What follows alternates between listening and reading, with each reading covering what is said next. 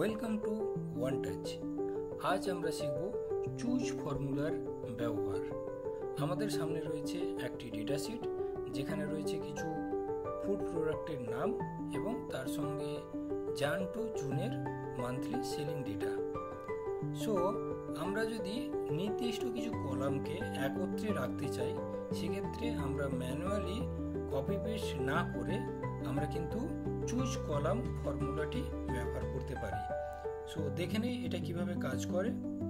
আমরা টাইপ করব ইকুয়াল, এরপর লিখব CHOOSE, এরপর COLS, ফার্স্ট ব্র্যাকেট দেব।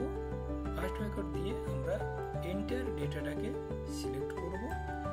এরপর আমরা যেই কলামগুলি পাশাপাশি রাখতে চাই সেই কলামগুলির নাম্বার টাইপ করব।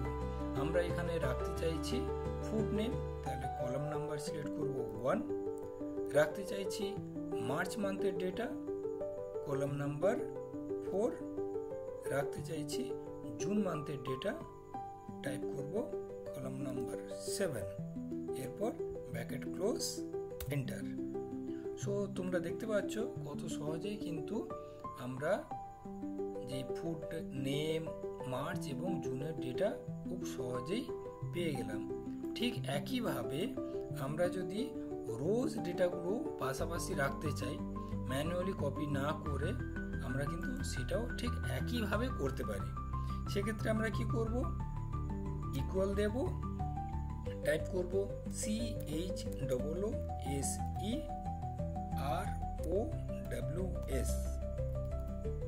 ফার্স্ট ব্র্যাকেট, এন্টার ডেটাটিকে আমরা সিলেক্ট করব, কমা দেব।